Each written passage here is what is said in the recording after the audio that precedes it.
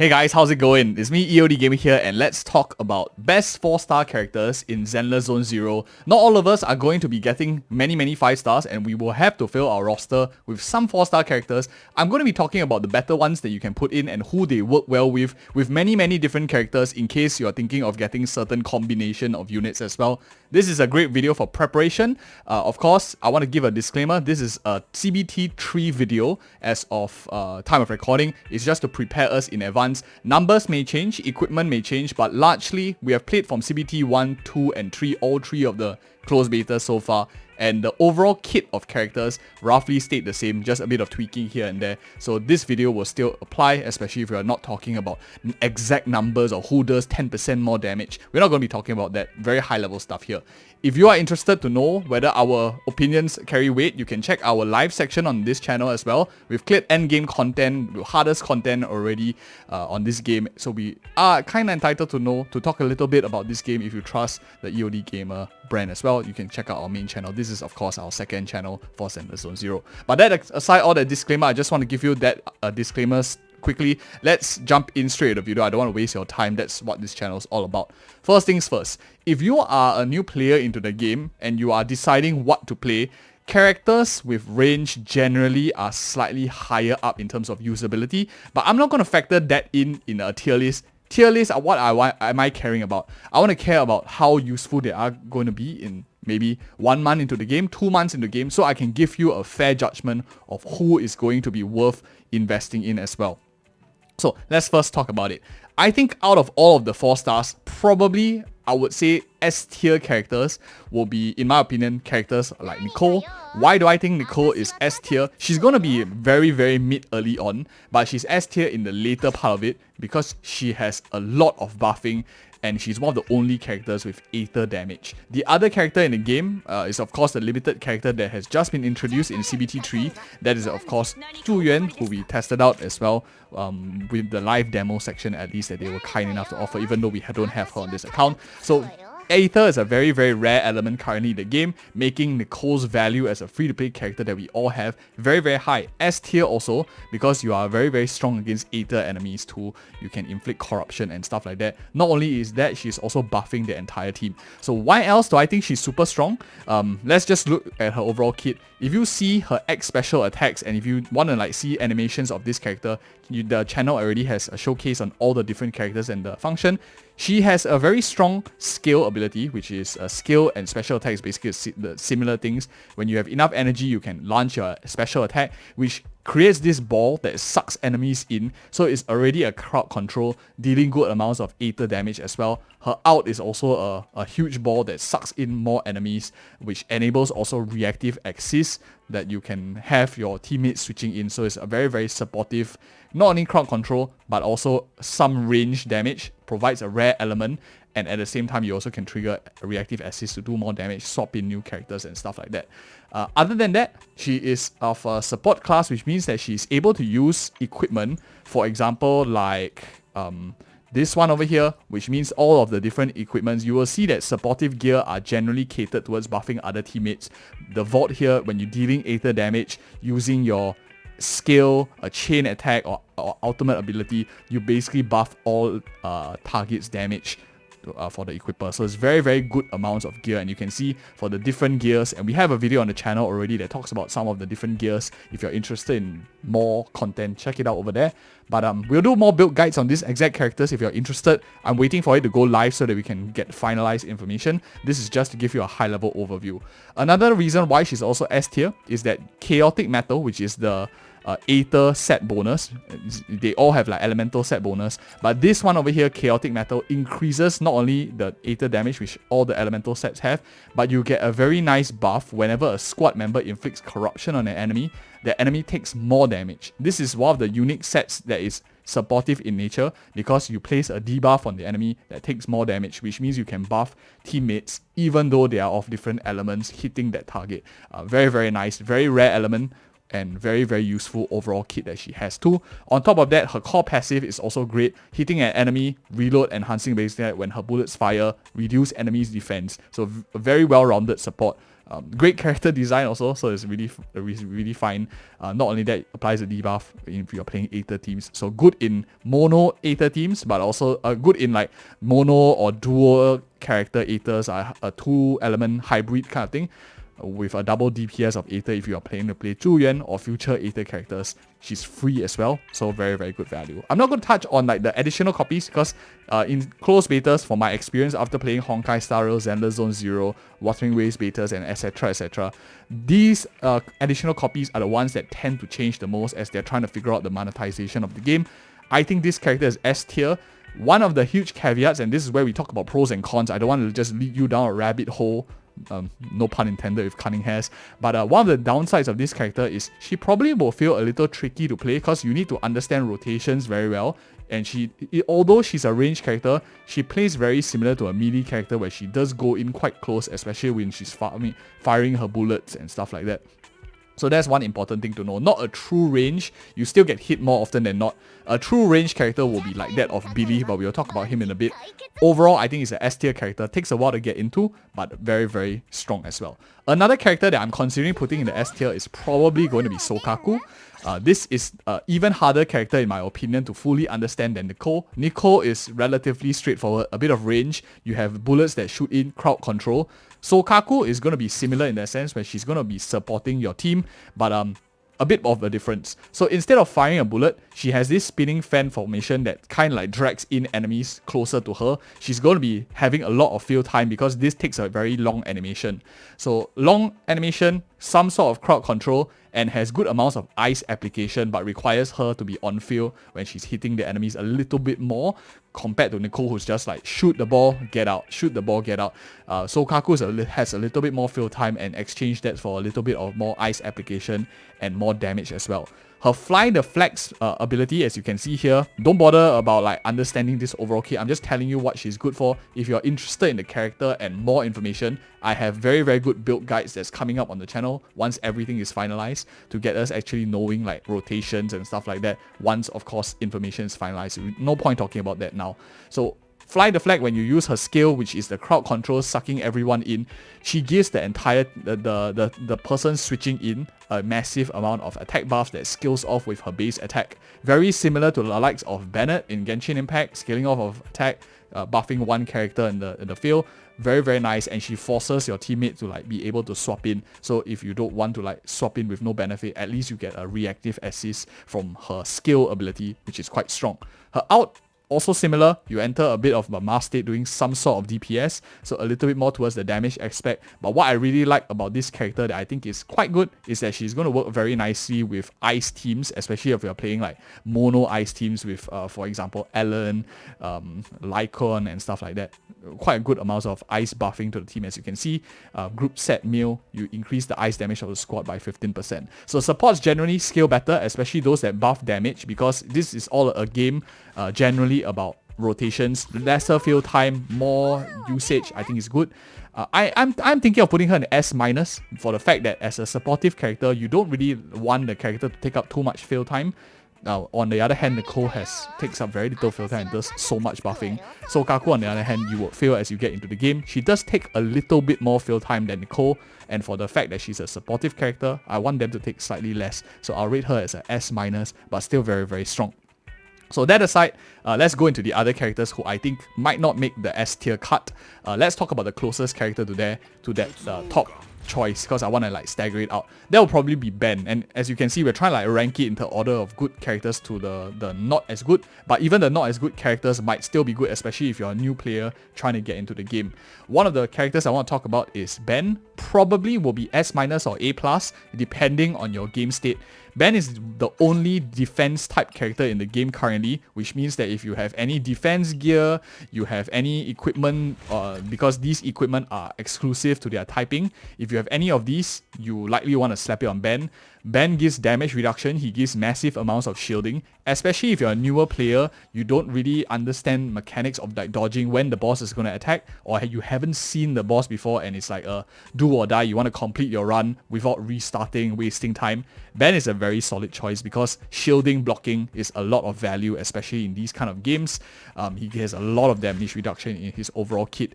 Decent amount of fire damage, but I don't find it a lot as well. He has some sort of like counter mechanic. For any of you who play like Genshin Impact, it's something like a Beidou kind of counter. Any of you who play Wuthering Waves, which we have on our other channel that we cover Wuthering Waves as well, it's very similar to the likes of, for example, Tao Qi, who has that counter mechanic too in the overall kit. Ben has it here too, which if any of you are fans of their playstyle will likely like this as well.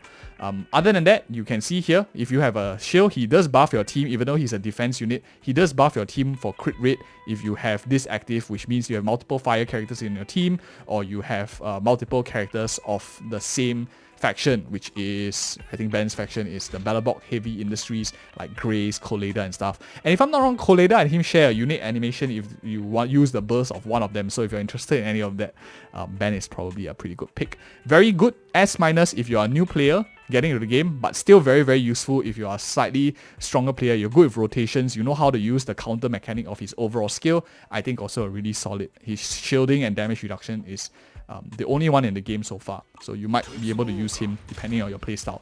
A+, S- in my opinion, depending on your typing.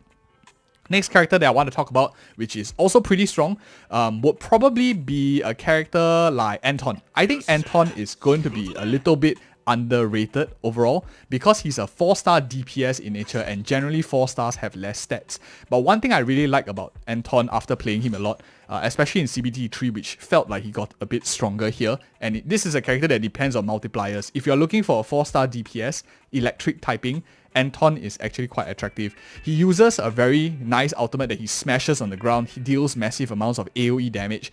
I like it a lot because it covers a lot of AoE, hits a lot of the small mobs as well. So AoE is a thing, especially in these kind of combat games where you need to think about the number of characters that you hit.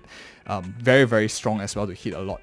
His swap in kind of skill where you break the enemies after you stun the enemies in their daze formation. His attack that comes in also is a huge AoE in a fashion, so good amounts of AoE coverage for this particular character and does good amounts of damage. One of the only things that I want to say downsides about this character is he really pops off when the enemy is stunned already and doesn't really do too much damage to stun the enemy because he's naturally of an attack type. He uses his skill here to charge up his power driver, the weapon that he's using, and then you're basically using basic attacks to like non-stop drill the enemy into oblivion. So that is something that's really strong about him. Generally works better, especially when the enemy's already stunned and down so that they can't move and really take the full damage from Anton as well. If you're looking for a DPS, you want to like get 5-star supports, I recommend Anton. Probably, in my opinion, an A+ or A character, depending on whether you're planning to pull 5-star DPSs. If you're planning to go for supports, like for example Rina, for example like Grace, then you could consider a character like Anton. I play in the close betas a team of Grace, Anton and Anby. I found that worked very well for very little cost if you are looking for a mono electro team too. So that is my next ranking. The last 3 that we have for 4 stars is actually Billy, Corin, and Anby Demara. This is a little bit difficult to rate, and I would say that all 3 of them are roughly on par, and let me give you when it starts to differ.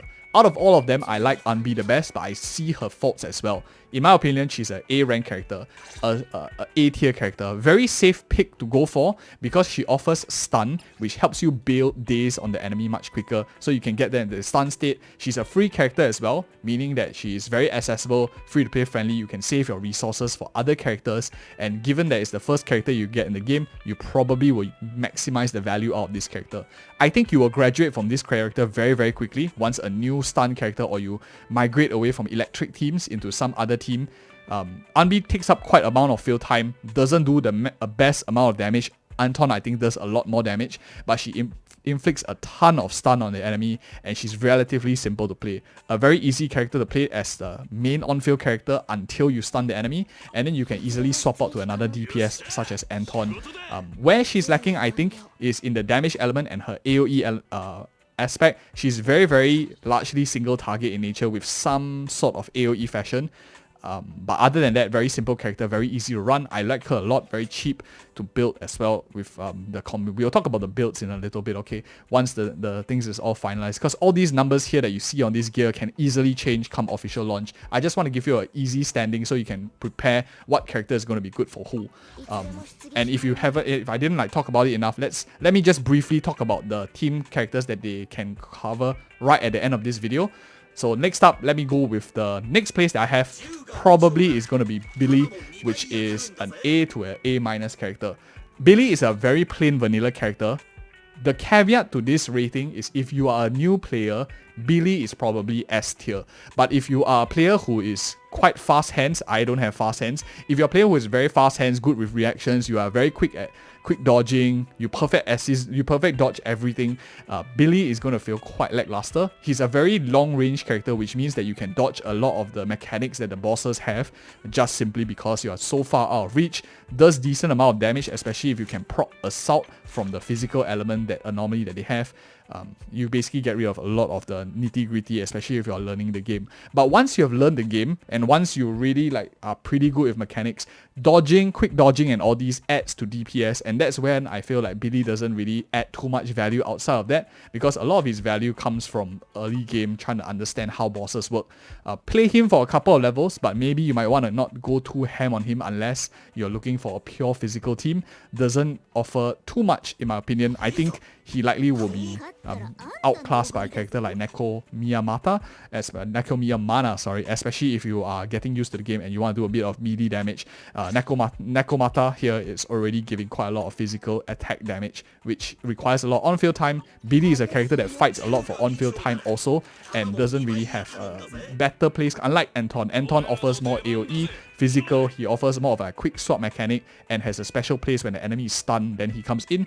Billy is just, you want to play him as much as you can to do as much DPS, doesn't really have peaks and troughs, and other characters definitely offer more value to your overall team. That's why I don't think he's super good.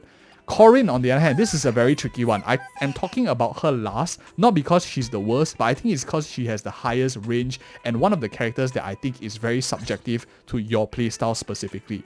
On paper, she's an attack character that does a lot of attack. She is going to be very similar to the likes of Anton when she wants to really come in when the enemy is down, so she can proc a lot of her combos.